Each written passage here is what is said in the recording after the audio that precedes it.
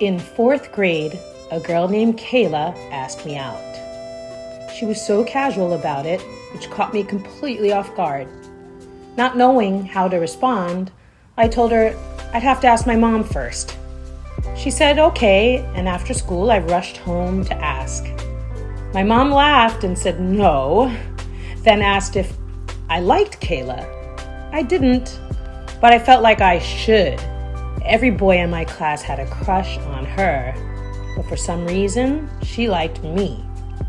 The next day, I told her my mom said no. She shrugged and said she'd also asked Eric that same day, and he'd said yes. No big deal, she said, but it left me with so many questions. I never asked any girls out, not once. By the summer after 5th grade, though, I finally said yes when a girl asked me. Her name was Ginny. We went to school together and had met at the public swimming pool. That summer, we spent our days making out and dancing with our shirts lifted so our stomachs touched. Our favorite songs were Dreaming of You by Selena and Mary Chapin Carpenter's Shut Up and Kiss Me. It was innocent and sweet, an elementary school version of romance. For our age, it felt like we'd been together forever. But as I got older, things changed. By middle school, I still didn't have any real interest in girls. My hormones were raging for boys. It seemed like I would never feel about girls the way I was supposed to. Still, I always seemed to have a crush on some girl, though those crushes were usually on girls who later came out as lesbians. Looking back, it makes sense. I think I could sense their safety. It reminded me of how, as a kid, I wanted to marry Raven-Symoné and, well, lesbian. In 9th grade, I started dating Lizzie. We were both in drama, and our shared morbid sense of humor often startled other people. We were a cute couple, but not very affectionate. Maybe we held hands or kissed, but I can't remember. What I do remember is how we could talk about anything. To this day, we still have the best conversations, and she's one of my closest friends. Before Lizzie and I got together, there was a moment during a school play that stands out. It was April Fool's Day, and I convinced our cast that I was dating Hildy, another castmate, and that I cheated on her with Amanda, the lead in the play. Amanda, who didn't care what anyone thought, was in on the prank. Hildy, to everyone's surprise, including her own, turned out to be a very convincing actress. While we managed to fool most of the cast, Lizzie wasn't buying it. After Lizzie and I had our brief dalliance, I came out as quote-unquote bisexual. For me, though, it was more of a stepping stone than a truth. Eventually, I realized I'd never feel physically attracted to women, but I wasn't ready to let go of the desire to be seen as normal. Lizzie, ever the supportive friend, suggested I date Hildy for real. She even coordinated a 3-way call to officiate the start of our relationship. It was awkward at first.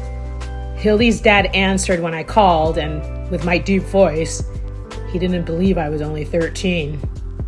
Our first date was to see What Lies Beneath at the movie theater. We tried holding hands, but mostly we focused on the movie. It was awkward, but got better afterward when we talked about the film. Hildy and I didn't date long. She saw through my bisexuality and gently ended things. That marked the end of my dating life with girls and the beginning of my freedom to fully embrace myself as a gay man.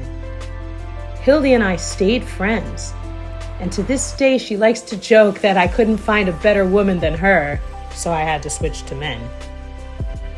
There were other girls I dated during those days. One was Brandy, who had cerebral palsy and was obsessed with me. She was 17, I was like 12 or 13. The age gap didn't bother her, and we'd go on walks, holding hands. This was about the extent of it. My life back then was chaotic, so it's all a blur now.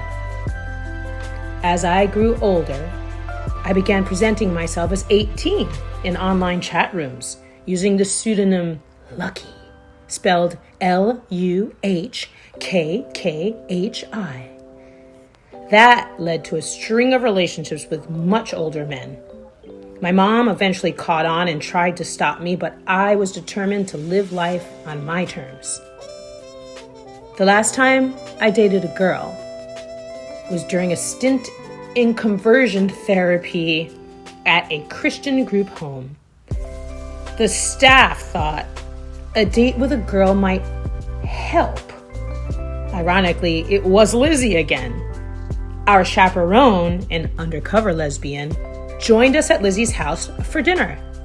The evening turned into a fabulous drag show with her family. For one night, I was allowed to be myself without shame. Over the years, I've realized I have stronger emotional connections with women than men. But there's zero physical chemistry. I resonate with women because, in many ways, I'm one of them. And that's okay. Dating some of the most wonderful women in the world helped me figure out who I am. To this day, I still talk to Hildy, Lizzie, and Ginny. Our friendships have lasted decades. That enduring love that's never ending. That's the real love story. It's more beautiful than any romance could ever be.